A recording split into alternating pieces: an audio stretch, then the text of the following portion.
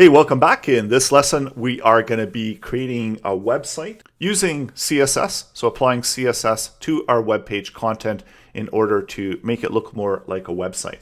So we've got our navigation at the top and we've got a number of sections as well as a footer at the bottom. So this is the web page that we're going to turn our content into.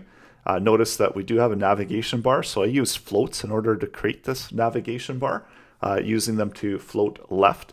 As well, we have a main section area that's going to be fairly large, and that's going to take the full width of the page. 3 columns, so using heading 1, 2, or heading 2, 3, and 4, we've turned them into columns of the website. And then lastly, we've updated the footer content in order to look more like a footer. So using what we've learned in the earlier lessons, we've created a website, a 3-column website out of our basic HTML code that we've been working through in the previous lessons. So go ahead and try that. Take the HTML code from the last lesson using floats and also what you've learned. Make some changes to the code and see if you can get it to look like what I have here on screen. And also notice as well that when you resize the page, we still have the 3 columns and everything resizes nicely. So try it out. You can pause the video here, open up your editor, create the code, and I'll walk you through the solution coming up. So first off, let's create our first section area. So we do have a header area, and this is for navigation. So we already went through the nav bar, so we're going to be leaving that one, but we're going into section 1, which is a class of test 1. So let's select the element with test 1. And we want this section to go all the way across. Let's first set a background image or background color for it. And I'm going to set that to be a background of yellow. And let's text align, so center align the text. Add some padding. And then we can also update the font size as well. So let's see what that looks like. And that's that first section area. So we've made it fairly large. And we can also specify how we want the image to behave in there. So next up, let's create 3 columns with section 2, 3, and 4. And those were with various classes. So we had test 2 class for the next section. And let's apply a float of left to that.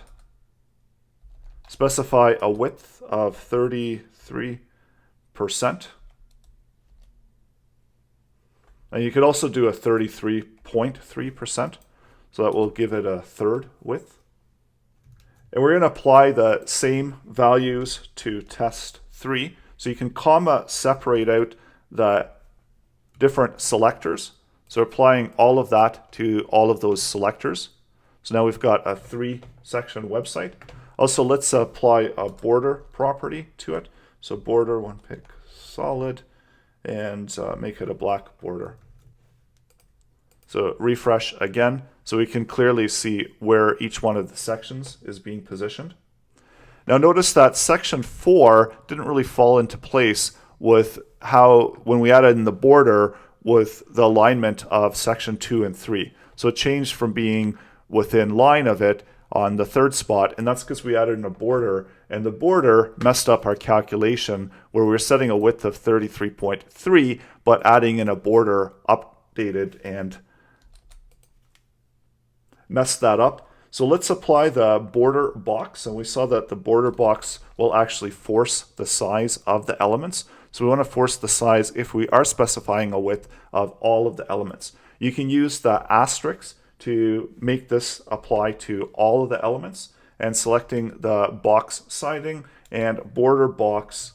And now we can go back and see that we've actually been able to solve that problem where we've got the 3 sections and section number 4 is now aligning.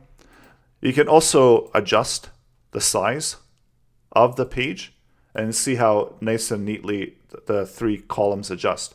Now the last problem here is the footer, because that's not really falling in line. We do have an element with the name of footer that's representing footer.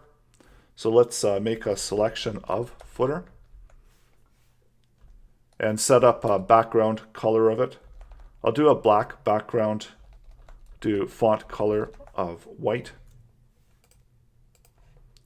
And we do have the footer, but now it's overlapping on top of those sections. So it's getting quite messy. So the way to solve this is to add the clear.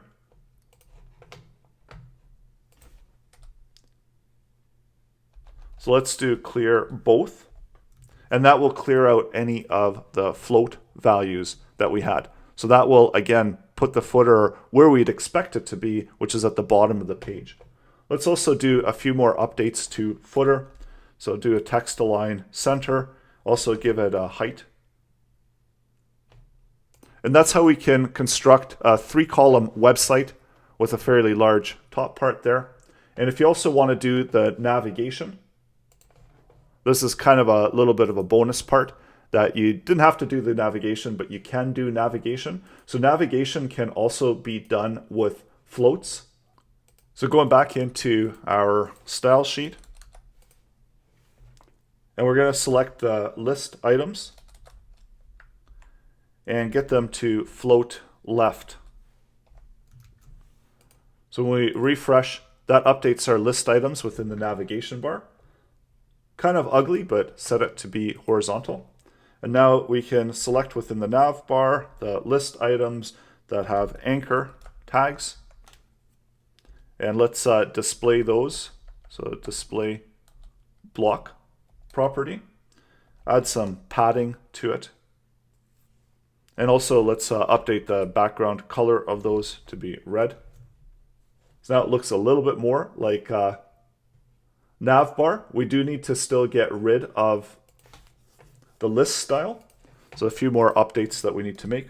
So for the unordered list, and we should also be specific here in case we've got some others that aren't within the navbar. So specifying that these are nested within the navbar.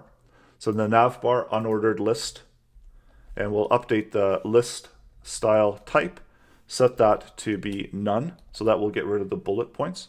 Also, let's adjust the margins to 0, padding to 0 to make sure that there's no additional margins or padding added. And setting the background color of the navigation bar.